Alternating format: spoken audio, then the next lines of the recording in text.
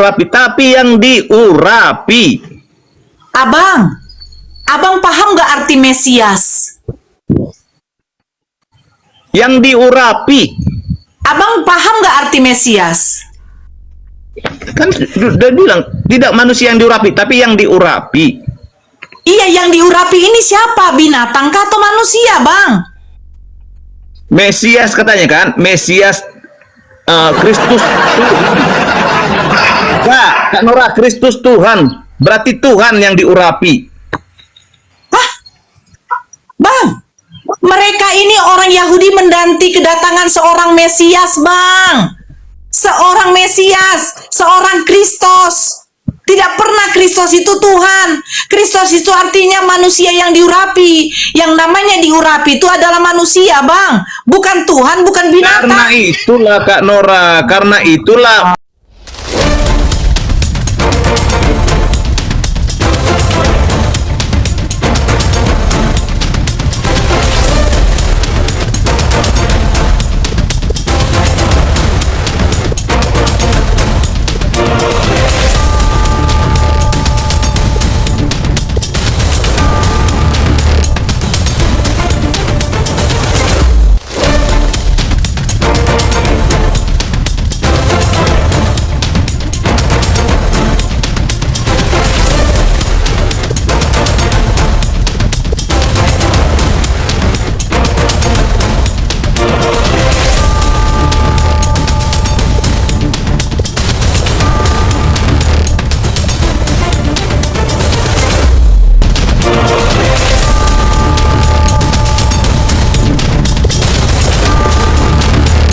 Assalamualaikum warahmatullahi wabarakatuh.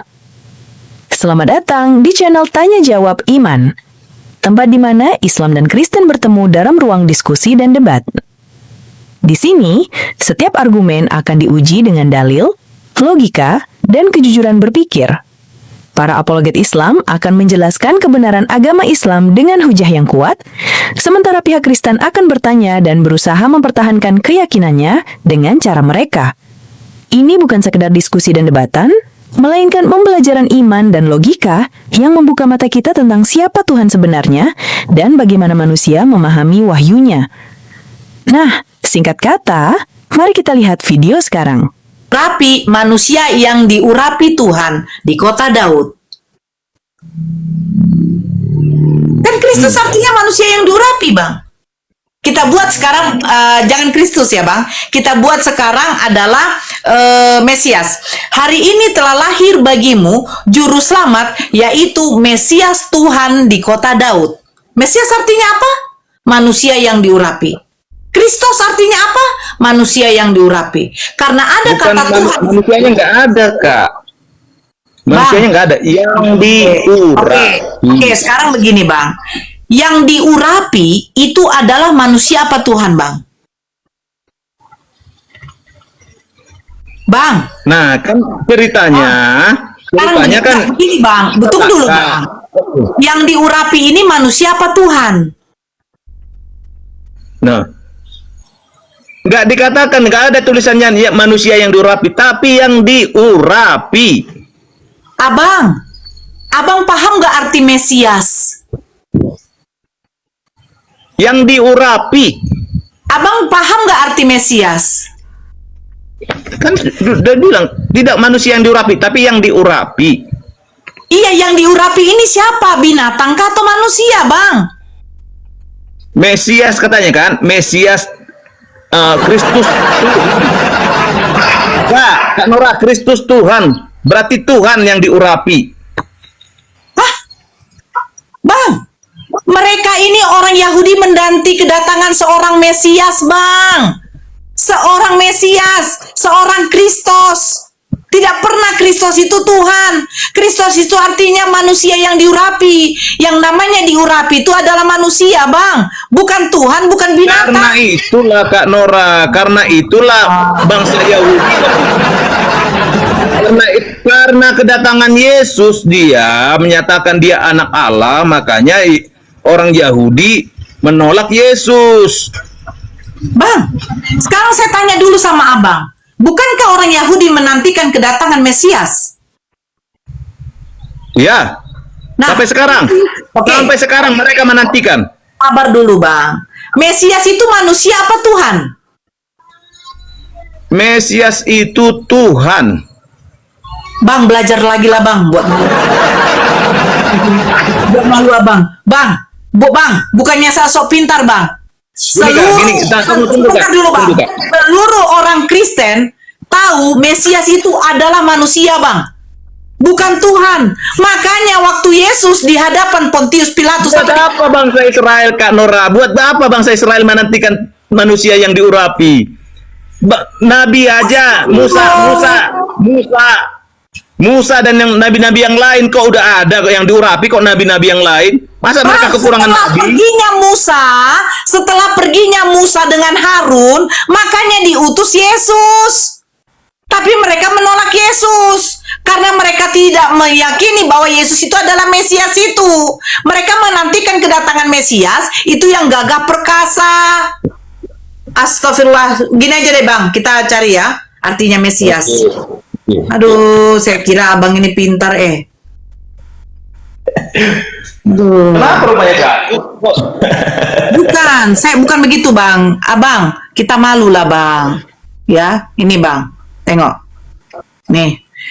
Mesias berasal dari bahasa Ibrani, artinya Masiah. Tunggu dulu ya. Yang berarti yang diurapi dalam agama Abrahamik. Gelar ini merujuk kepada seseorang, Abang, Tuhan. Gelar ini Abang lihatlah, Bang. Saya di sini pakai data loh, Bang. Oke, saya lihat. Sebentar. Allah. Makanya kalau diskusi ini saya berharap kali saudara Kristen ini kooperatif betul loh. Dia ada data, dia punya Bible, setidaknya satu perangkat. Biar kita umat muslim ini tidak dikatakan seperti enak kali kau menafsir-nafsir Alkitab, enak kali kau begini. Sementara kita tunjukkan datanya, mereka tidak melihat.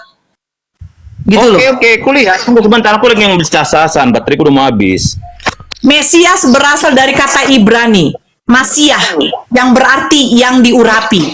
Dalam agama Abrahamik. Gelar ini merujuk kepada, Abang baca, kepada orang atau kepada Tuhan, Bang? Orang. Nah, seseorang yang dipilih dan diutus Tuhan. ya udah. Jadi Yesus itu adalah seorang Mesias, Kristus yang diutus Tuhan. Kalau abang begini, Abang. Kalau gini, Bang, kalau diskusi. Terus kapan dia diutus, Kak? Aku tanya dulu. Kapan dia diutus, Kak? Ada surat pengutusan nggak? Ya, loh. Abang jangan tanya kapan diutus ada surat pengutusan. Saya sekarang bertanya, Kristen ini kenapa meyakini bahwa Yesus itu adalah Tuhan sementara dia utusan?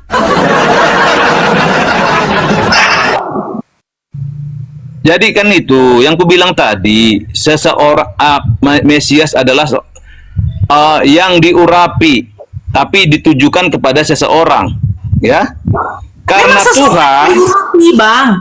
Dia diutus Tuhan. Dengar, belum selesai. Enggak gini, Bang. Saya tadi pakai data, Bang. Abang harus menunjukkan data kakak yang saya tangkap tadi, data kakak yang diurapi seseorang, Mesias adalah seseorang yang nggak ada seseorang yang diurapi, yang ditujukan kepada seseorang, ya, yang ditujukan kepada seseorang. Karena Tuhan menjadi manusia, makanya tujuan itu ditujukan kepada. Abang tunjukkan data kayak saya, di mana Yesus itu adalah Tuhan, Bang. Sementara Mesias atau Kristus artinya orang yang dipilih oleh Tuhan sebagai utusan. Fix Yesus utusan. Bapa yang mengutus aku, suaranya tidak bisa kau dengar, rupanya tidak bisa kau lihat. Hidup yang kekal itu, bahwa mereka mengenal engkau satu-satunya Allah itu yang benar, dan Yesus Kristus hanyalah utusan.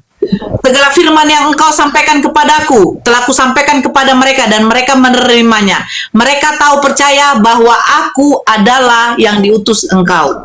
Yesus klaim, aku Tuhan.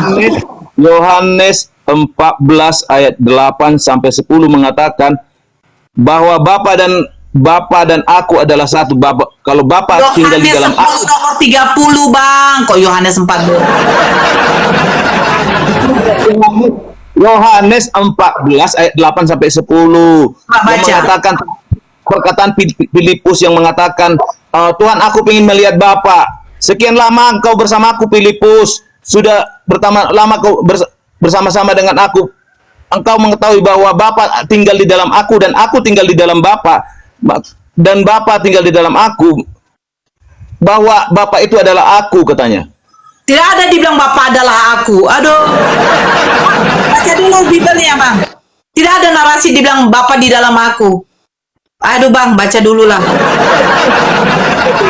Gimana ya? Abang, enggak, sebentar dulu, Bang Glory. Abang naik ke sini, ada data. Abang naik ke sini ini, Abang asal mengucapkan, itu betul-betul data yang seperti itu atau tidak sih, Bang?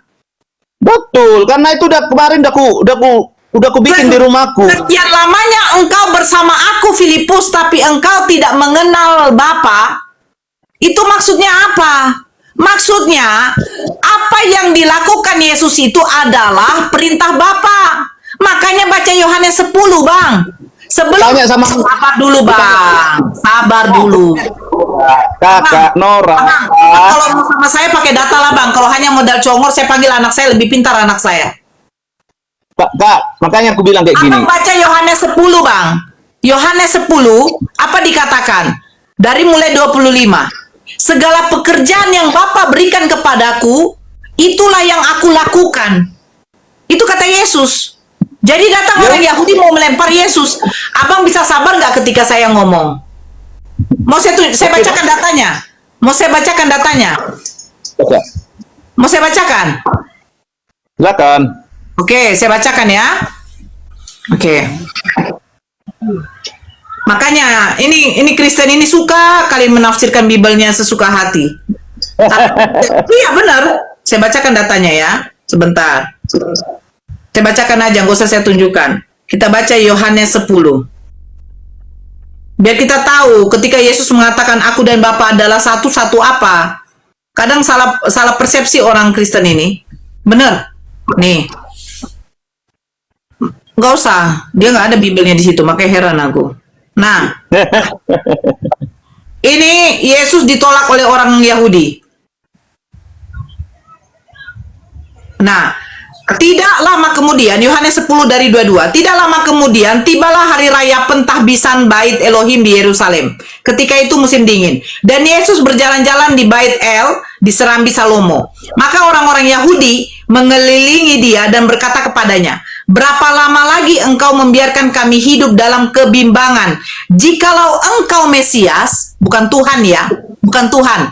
Mesias artinya manusia yang diurapi. Makanya orang Yahudi menanti kedatangan Mesias, bukan kedatangan Tuhan. Berapa lama lagi engkau membiarkan kami hidup dalam kebimbangan? Siapa yang bertanya ini? Orang-orang Yahudi. Saya baca ulang. Maka orang-orang Yahudi mengelilingi Yesus dan berkata kepada Yesus, berapa lama lagi engkau membiarkan kami hidup dalam kebimbangan? Jikalau engkau Mesias, katakanlah terus terang kepada kami. Yesus menjawab mereka, aku telah mengatakannya kepada kamu. Yesus mengatakan bahwa dia hanyalah Mesias, bukan Tuhan. Yesus menjawab mereka, aku telah mengatakannya kepada kamu, tetapi kamu tidak percaya. Mereka tidak percaya Yesus itu Mesias. Mereka tidak percaya Yesus adalah Tuhan. Mesias itu artinya manusia yang diurapi, Bu. Saya sudah tunjukkan data. Kalau Ibu mau menunjukkan Mesias itu artinya Tuhan, tunjukkan data sama saya. Begitu Bapak. Yohanes 13. Coba baca Yohanes 13 ayat 13. Itu bukan arti Mesias. Saya sudah baca. Itu Tuhan loh. Itu Lagi Tuhan, baca. bahasa Tuhan di situ. Bisa nggak di sini Itu siapa yang bilang di situ? Murid-muridnya, Bisa nggak murid-muridnya di sini katakan, Kristen? ya Bisa benar, engkau adalah Tuhan. Terserah Anda. Kotoran ayam pun Anda jadikan Tuhan, nggak masalah. Kita di sini diskusi, Bu, bukan adu congor. Kalau adu congor saya juga bisa. Ya, saya membacakan kitab kalian. Jadi tolong hargai. Ibu kalau tidak percaya Mesias adalah manusia yang diurapi, silakan tunjukkan data Mesias artinya Tuhan. Makanya saya bilang, Kristen ini jangan menipu saya. Mesias artinya manusia, bukan Tuhan. Kalau memang Tuhan, tunjukkan sama saya.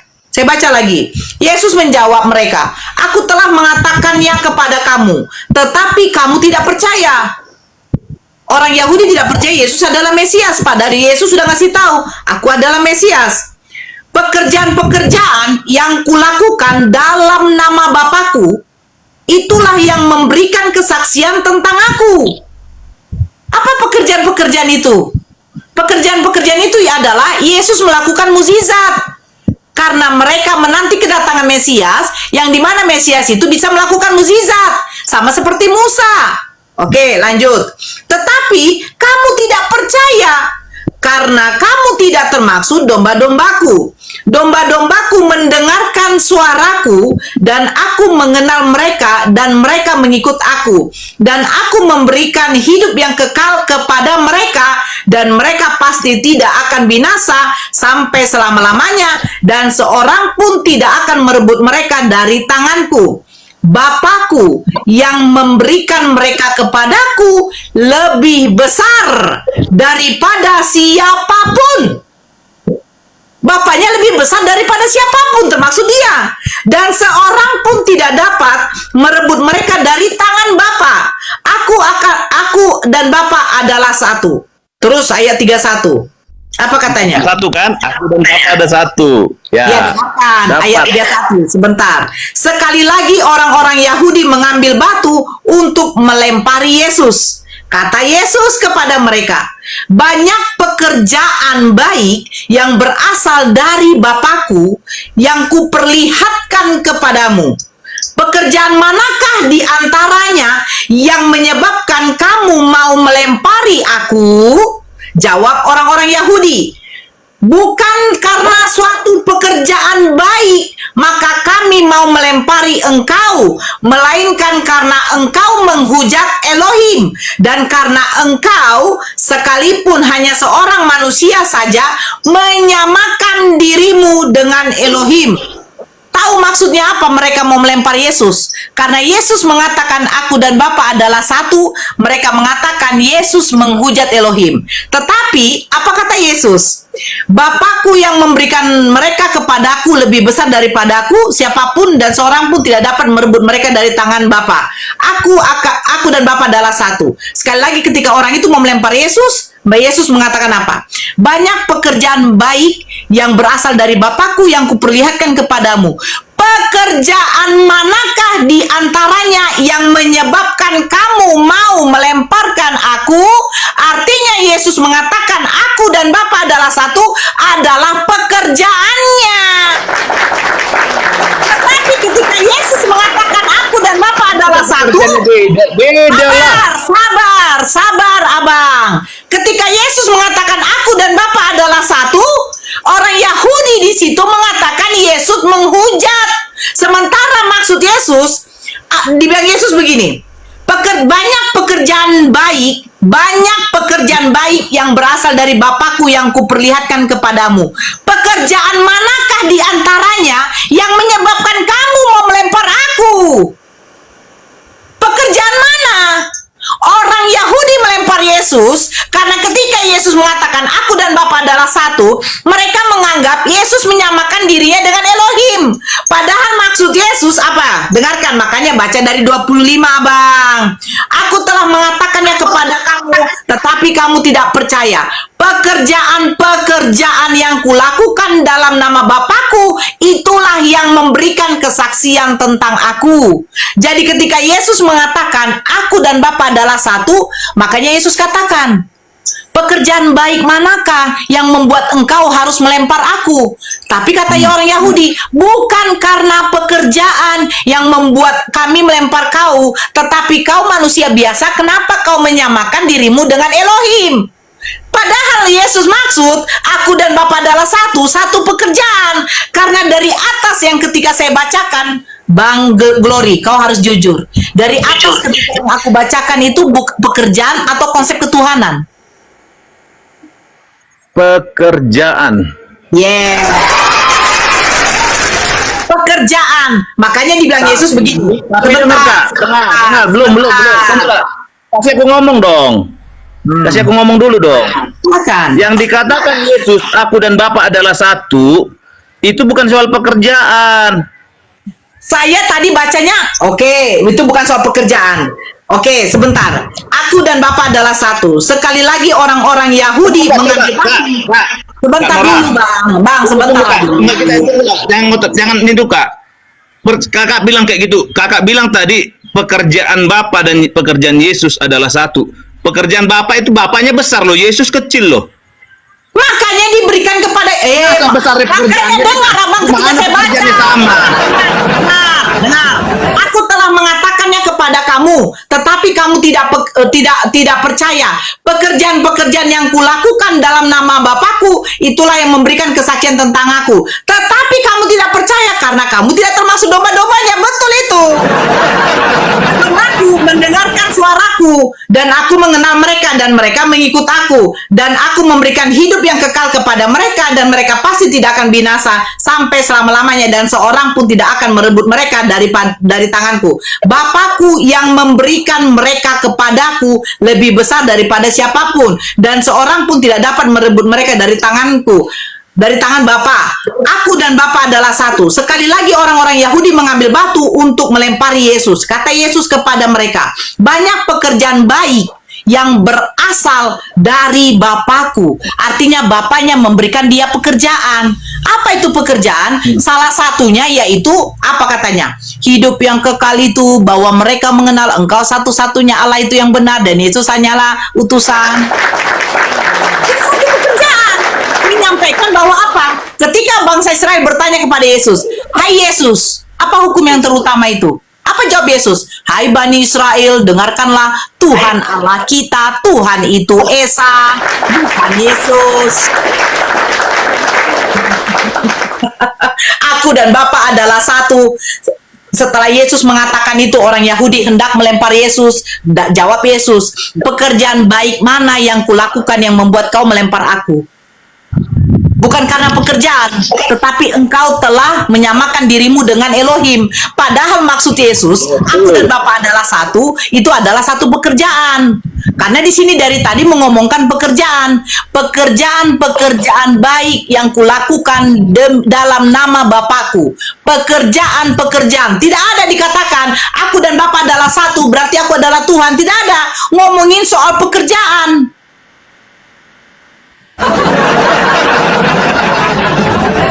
Makanya saya bilang Kristen ini suka menafsirkan kalau saya terima aku dan Bapa adalah satu ketuhanan. Di mana tertulis satu ketuhanan? Karena di sini dikatakan satu pekerjaan. Satu pekerjaan. Ya iyalah.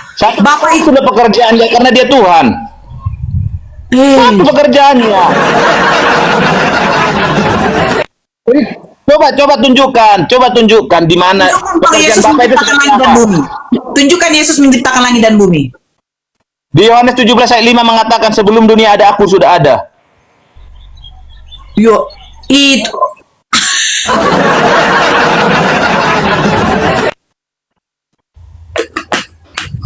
Oke, aku kasih tahu sebelum juga. Oke, nih data ya.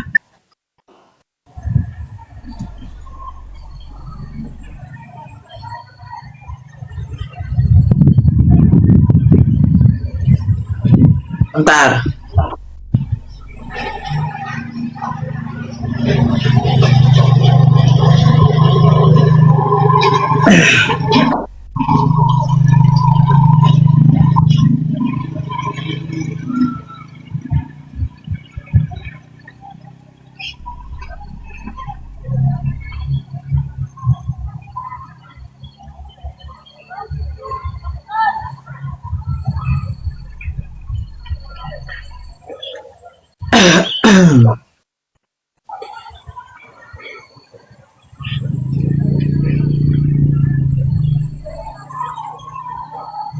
Amsal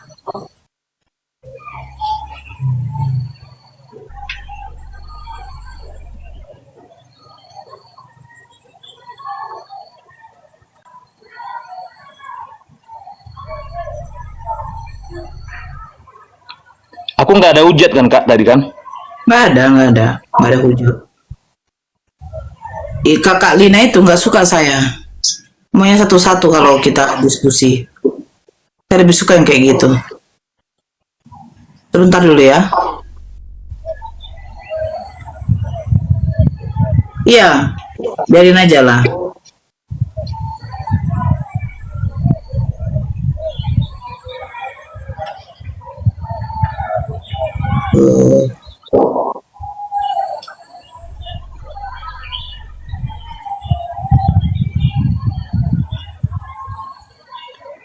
Nggak percaya mereka aku ex-pendeta. Kenapa? Aku kan naik tadi tempatnya Bang Faruk. Oh, terus? Sebentar, abang ngomong aja dulu. Saya sambil mencari data. Terlalu banyak kali Iya. data. Ya, Bang terus? Faruk Bang Faruk karena aku naik nggak ujat-ujat, akhirnya dia Bang Faruk minta persahabatan dengan aku. Oh, abang pendeta. Tadinya Loh, sekarang nggak jadi lagi pendeta? jadi petani aja dulu, Kak. Bukan, pendeta di gereja mana? HKBP kah atau apa? Saya nggak mau nyebut nama, Kak, ya, tapi kita di karismatik lah. Oh, gereja Bethel ya. Nggak menyebut nama, nggak di battle, cuman Berarti udah abang- bilang di karismatik. abang pendeta, Bapak Gembala. Enggak, kita dulu, sekarang nggak lagi. Kenapa begitu? Udah saya cerita dari Bang Faruk.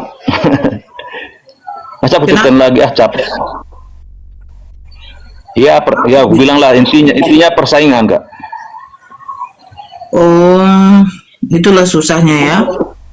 Kenapa jadi ada persaingan begitu? Ya, saya, udah lah. saya dulu dari apa? Mawar Saron. Jakub Nawai. Kebetulan bapak udah saya itu yang pendeta di situ.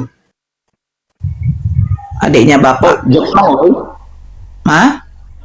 Jakub Nawai. Bukan, saya di daerah Riau. Enggak, maksudnya Mawar Sharon itu Jakub Nawai atau Philip Mentopa? Apa itu?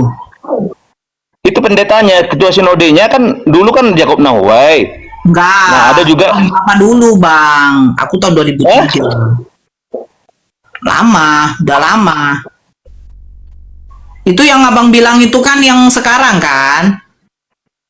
Enggak, yang dulu ketua apa dulu pemimpin Jakub Mawar Sharon itu Jakub Nawai. Tahun berapa itu, Bang? Dia dari tahun 90-an, Kak, itu Jakub Nawai, GBI Di pusat? pusat. Nggak tahu saya. Di Jakarta ya? Ya. Aku lupa kali lah. Inilah kalau sudah banyak kali apa. Tunggu sebentar.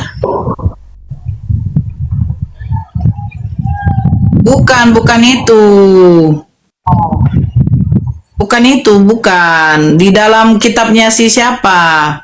Kalau itu aku tahu. Kalau Amsal 8 ini aku tahu. Bukan itu. Di dalam kitab Filipi. Yang dia itu tidak berkesudahan. Siapa namanya itu? Coba kalau Bang Glory ingat, yang hidupnya tidak berkesudahan sebelum penciptaan langit dan bumi, dia pun juga sudah ada. Jangan, bukan Amsal. Nora botol juga. Aduh, setidaknya saya lebih tahu lah. Coba, pasti Pak Pendeta yang nggak tahu. Udah lama nggak pendeta yang udah lupa lah. Kita kan Nah, itulah. Bukan, apa mesti pendeta yang tahu Bible? Jadi jemaatnya nggak bisa tahu Bible.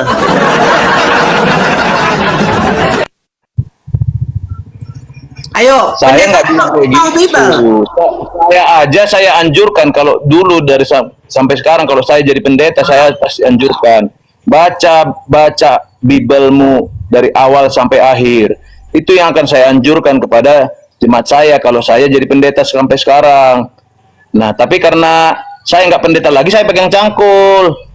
Bukan, ini jemaat-jemaatnya aku bilang. Kenapa harus pendetanya yang tahu isi Bible? Jemaatnya nggak bisa tahu gitu loh. Heran saya. Bisa. Terus Bisa. kenapa mereka bilang Nore? Ini saya heran itu. Nih, sebentar ya. Oke. Sebentar. Oke. Ibrani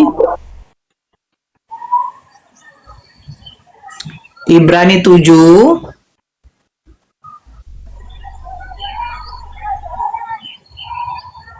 Bentar. Ibrani 7. Kita baca dari sini saja biar tidak panjang.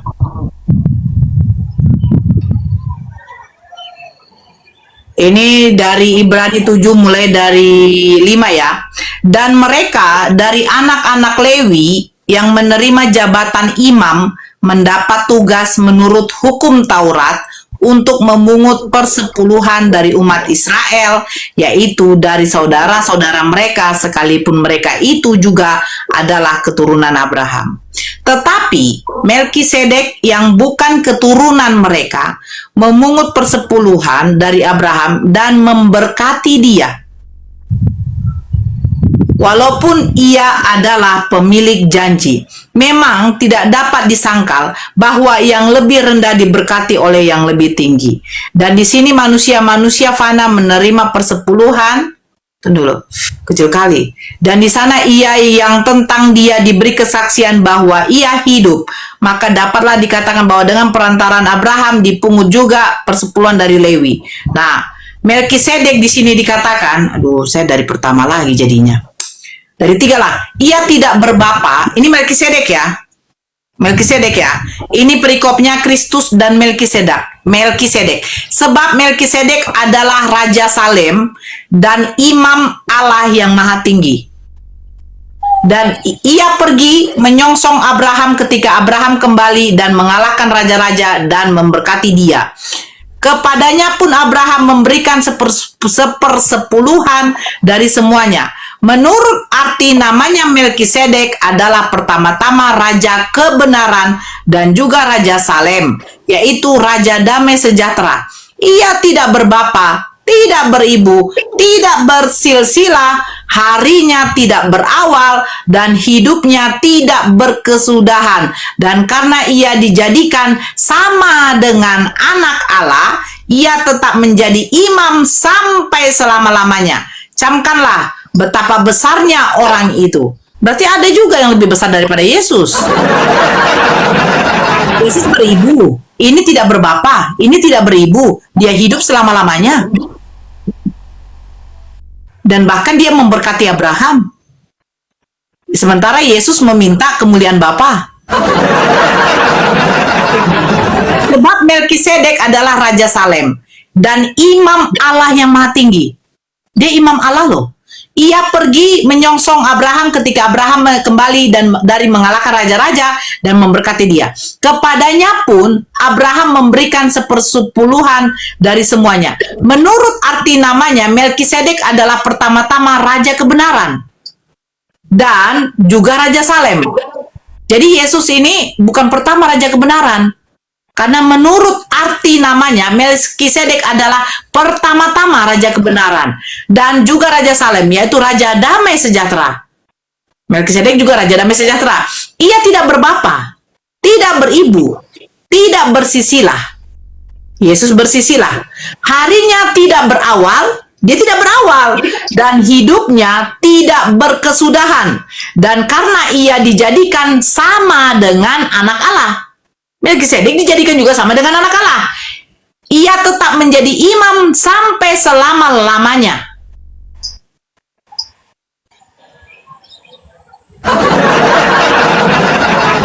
Gimana itu? Nah, kalau itu benar, kita nggak sangkal itu kok. Loh, jadi katanya Yesus sebelum Abraham ada, aku sudah ada. Sementara Melkisedek sebelum berawal. Ayo. Melkisedek itu ketika itu dikatakan bahwa keberadaan dia waktu di zaman perjanjian lama. Bang, hidupnya tuh tidak berkesudahan, Bang. Yesus pernah mati. Itu pertama. Kedua, Yesus katanya itu dari Roh Kudus, tapi dia dikandung ibunya. Ini dia tidak berbapa, tidak beribu, tidak bersisilah. Yesus punya silsilah. Dan juga pertama-tama dia dikatakan dia dari namanya, dialah orang yang pertama-tama dikatakan adalah Raja Kebenaran. Ya. Yesus bukan Raja Kebenaran, dia cuma jalan.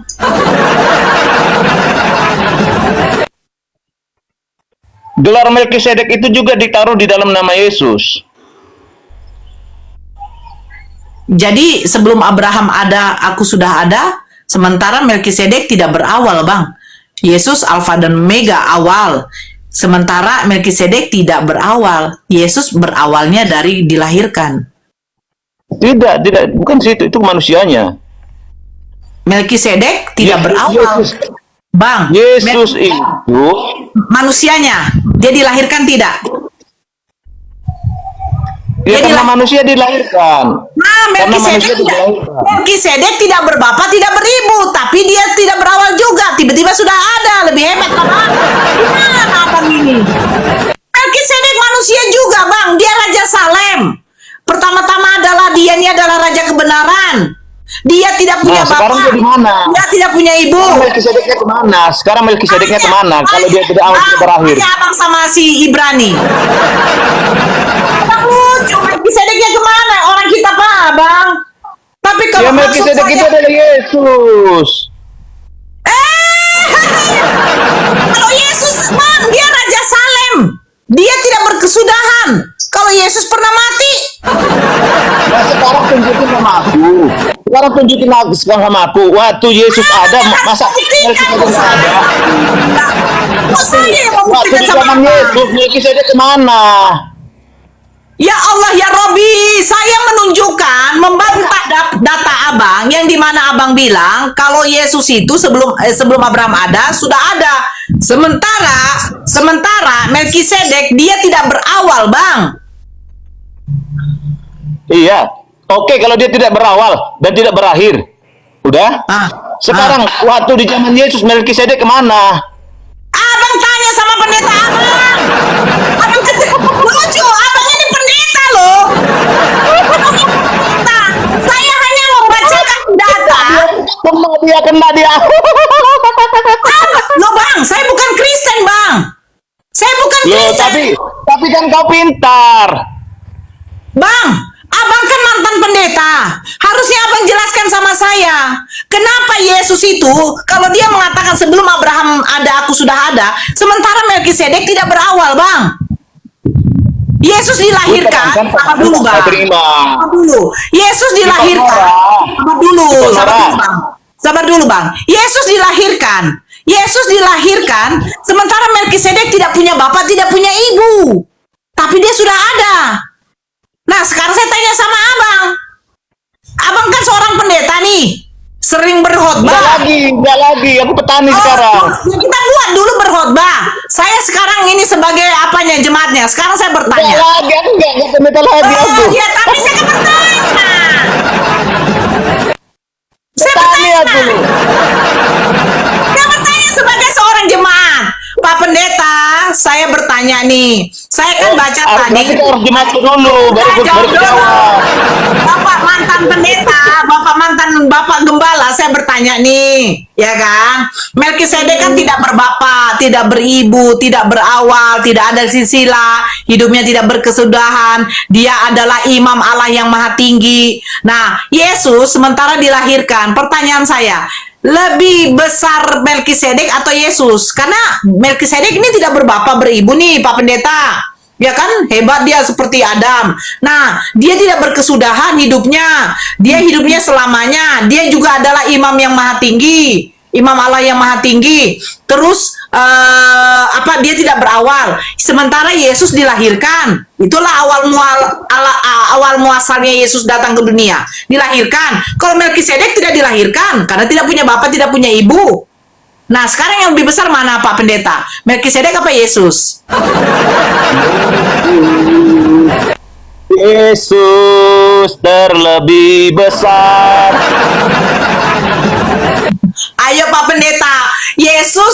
punya ibu yang harus melahirkan dia.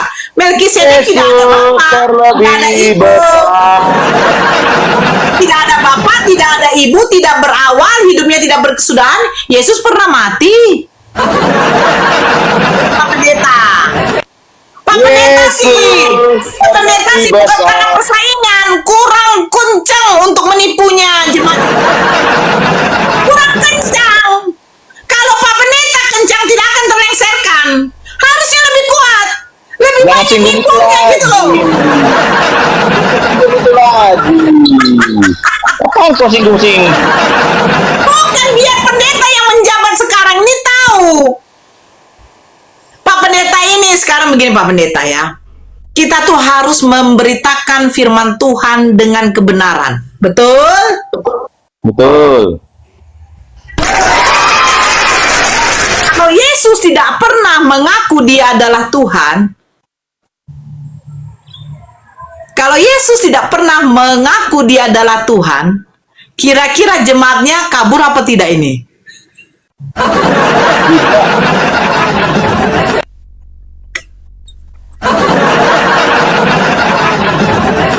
Pak Pendeta langsung dia bilang jemaatnya, dia bilang ketua sinodenya, Bapak Greo Glory, Anda saya jadikan ke denom saksi Jehovah. Kamu sudah menyalahi aturan gereja yang dimana harus mengatakan Yesus adalah Tuhan, dia mati di kayu salib untuk menebus dosa kita.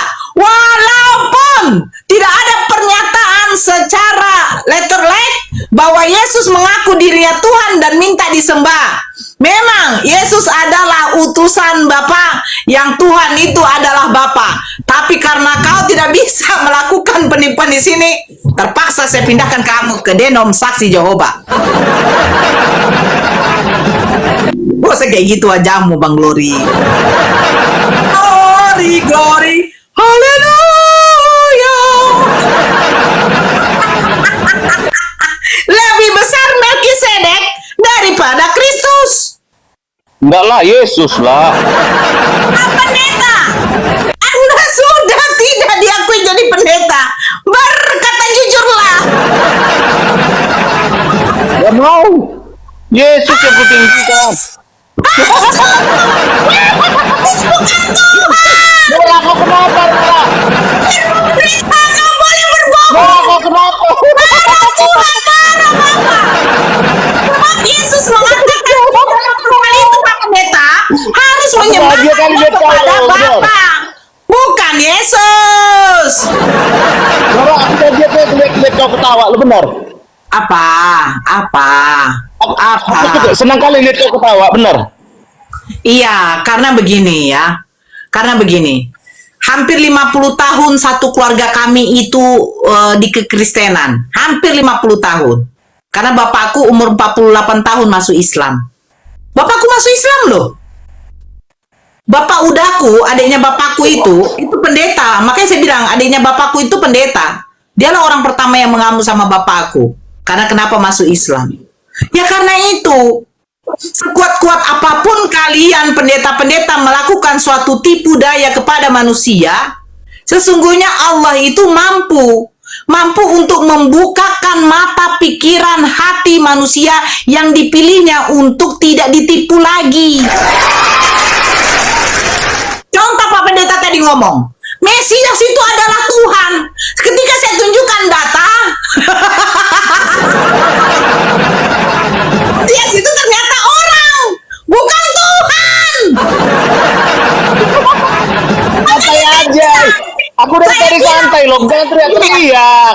Sebentar, saya bilang ya, Jangan teriak-teriak.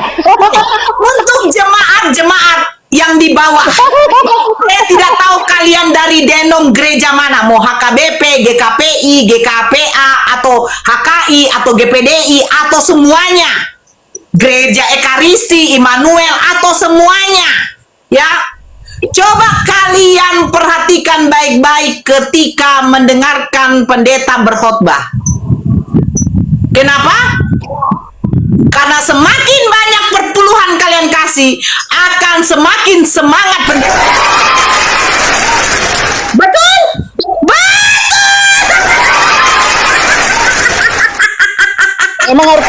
Apa? Karena ibu gembalanya selalu ngomong begini sebentar. Bapak gembala, bapak mantan gembala. Kenapa saya tahu? Kenapa saya tahu? Ya karena saya juga bagian ikut di dalam kegerejaan itu untuk mengatur-ngatur semua. Makanya Itu perpuluhan ya? berapa Itu perpuluhan, perpuluhan. berapa durung-durung, itu saya hitung semua. Jadi ini untuk menarik para jemaat-jemaat yang memberikan kolekte perpuluhan atau persembahan. Pasti ibu gembalanya di atas mimbar ngomong begini. Ayo saudara-saudaraku, berikanlah berkat kepada Tuhan yang banyak. Tuhan, jangan berbohong. Kalau semakin banyak berkat yang kita berikan kepada Tuhan, Tuhan akan memberikan lebih banyak lagi, berlipat-lipat kali ganda katanya. Sementara ngapain Tuhan butuh berkat? Tuhan kok yang ngasih rezeki? Datang ibu gembalanya ngomong, semakin banyak kita memberikan berkat kepada Tuhan, tipu. Namanya penipu. Dia duduk, dia berdiri di atas mimbar. Saya memperagakan ibu gembala saya. Ibu gembala saya kalau ngomong kayak gitu. Apalagi kalau yang datang gini-gini. Awal bulan, dia lihatlah mobil-mobil yang bagus datang. Gak bisa ditipu ini. Kau jujur Pak Pendeta. Kau jujur.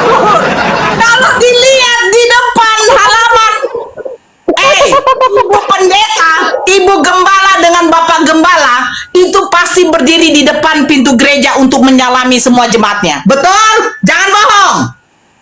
Betul. Betul bilang. Memang betul. Memang begitu. Saya nggak bisa tipu. Terus. Jangan kau tipu Pak Pendeta. Ditengoknya kan? Datang mobil-mobil bagus, mobil-mobil mewah. Yang turun pakai jas, kalau inang-inang sargenya pakai emas banyak, pakai kalung besar, emasnya banyak, ya kan? Langsung itu ibu pendetanya, ibu gembalanya maju ke depan. Hei Inang,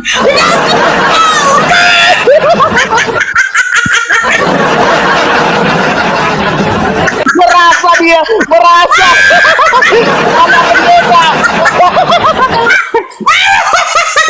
Pendeta. Ibu pendetanya, burannya dia di samping sama ibu gembala, sama bapak gembala. Terus yang di sebelah sana anak-anak pendeta semua, biar dijabat tangan. Langsung dibilangnya begini, hei, udah datang itu Inang apa itu? Karena ditengoknya emasnya besar kan, langsung datang deh. Hei Inang, Tahu dia. jaga.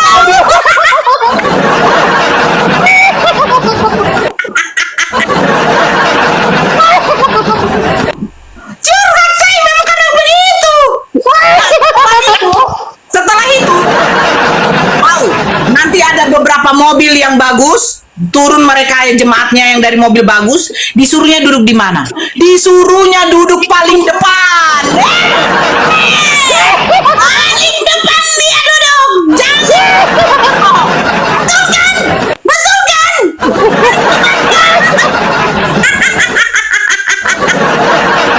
Paling depan. Setelah itu apa? Nah, setelah melakukan sebuah persembahan, kesaksian rohani, barulah pura-pura lah ibu pendetanya naik ke atas mimbar. Apa dibuatnya? Jemaat-jemaatku, semua yang dikasihi oleh Tuhan Yesus, ayo kita berikan berkat yang banyak kepada Tuhan. Baru diiringilah musik. Ya Aba, Bapa, ini aku. Betul tidak? Betul tidak? Jangan bohong. Jangan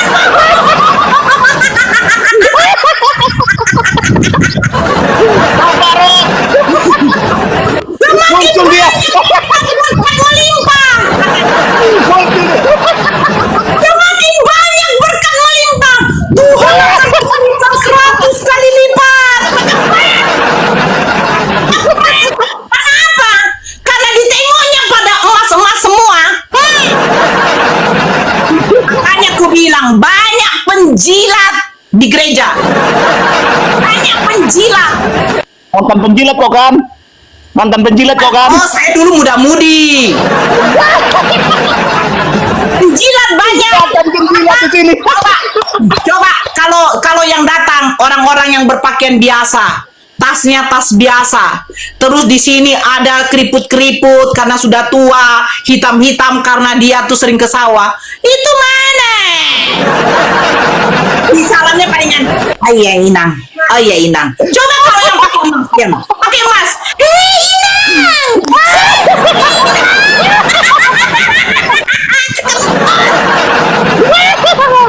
Itu saya bilang banyaknya penjilat. Demi apa? Demi fulus. Berasa ya. Jujur kau Bang Glory, betul tidak? Kau mantannya kan? Betul tidak? Mantan enggak kau? Kutanya dulu. Betul tidak? Jawab aja, kenapa kau malu?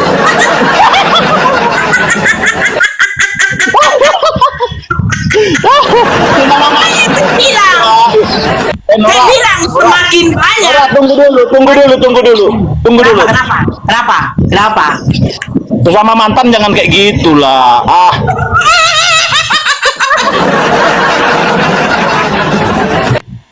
Langsung disuruh pendetanya.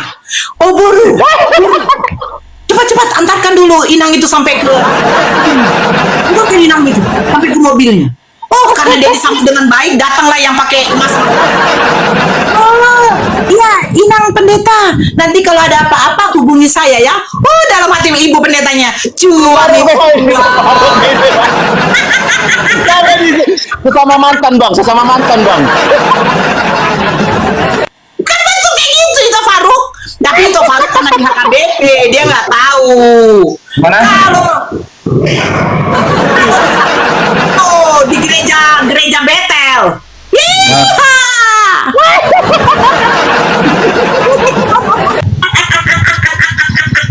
Makanya saya bilang, semakin kuat pendeta menipu, semakin mengalir fulus. Aku tak lagi. Sebentar Bang Glory. Sebentar Bang Glory. Apalagi kalau kesaksian rohani. Ya kan? Pertolongan Tuhan kepada kita sudah sangat baik. Pertolongan Tuhan kepada kita saya. Oh, datanglah langsung mengalir fulus. Kentut. Makanya gereja-gereja sekarang Minum dulu. udah, makanya gereja-gereja sekarang banyak persaingan. Persaingan apa? Persaingan mengambil jemaat yang berduit semua. Aku kan tersingkir. Karena kurang kuat tipuanmu Bang Glory. Kurang kuat tipuanmu. Harusnya kau belajar kemarin sama aku. Kau belajar sama aku bagaimana trik mengambil jemaat biar dapat fulus banyak. Ketemu dulu dong.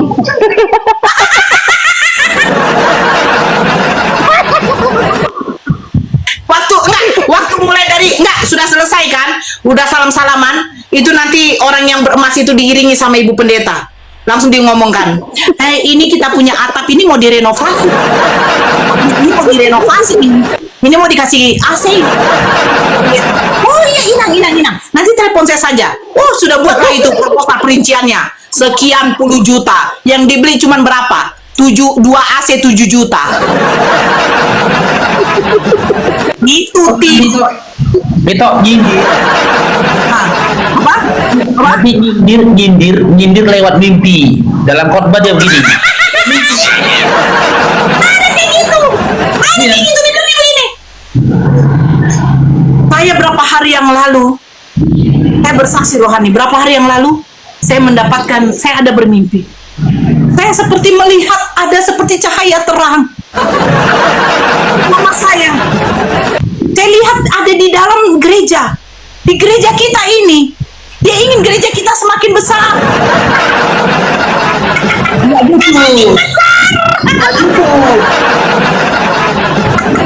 Mimpinya nggak kayak gitu. Khotbah mimpinya nggak kayak gitu. Khotbah mimpinya gini. Kalau nanti di antara jemaat itu ada yang kaya, ya kan? Dilihat berkali-kali datang, misalkan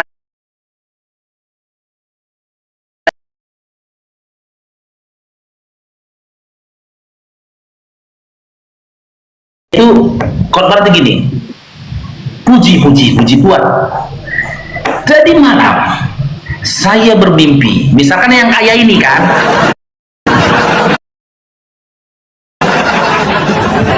Amang Silaban misalkan kan, saya bermimpi.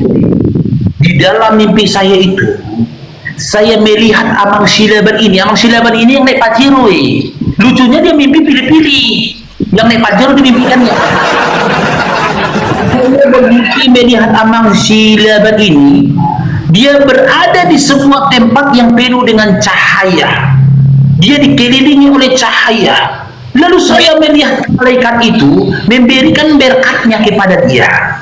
Terus setelah saya bangun dalam mimpi saya itu, saya bertanya-tanya dalam hati saya, kenapa Amang Silaban ini bisa muncul dalam mimpi saya dalam bentuk seperti itu yang penuh dengan kemuliaan.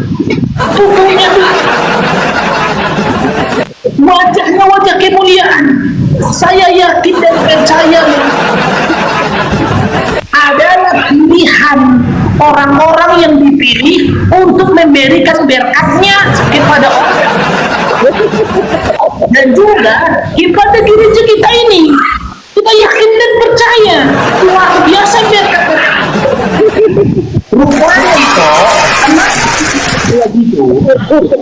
kenapa panditanya ngomong kayak gitu? Karena ternyata seminggu lagi mau ada lelang di gereja. Mau ada lelang di gereja. Alhamdulillah, diskusi ini mengingatkan kita bahwa perbedaan bukan alasan untuk bermusuhan, tetapi kesempatan untuk saling memahami. Kita boleh berbeda dalam keyakinan, tetapi semua manusia sama dalam pencarian akan kebenaran dan kedamaian. Semoga diskusi ini membuka hati, meluruskan pandangan, dan menguatkan iman kita untuk terus belajar tanpa merasa paling benar sendiri. Jika ada hal yang menurutmu menarik, menantang, atau mungkin bertentangan dengan pandanganmu, sampaikanlah dengan cara yang baik dan beradab di kolom komentar. Karena sesungguhnya, adab dalam komentar adalah cerminan dari keimanan seseorang. Terima kasih telah menyimak sampai akhir. Semoga Allah memberi petunjuk kepada siapapun yang sungguh-sungguh mencari kebenaran. Sampai ketemu lagi dan tunggu video selanjutnya diskusi dan debat apologetik Islam dengan oknum Kristen lainnya. Assalamualaikum warahmatullahi wabarakatuh.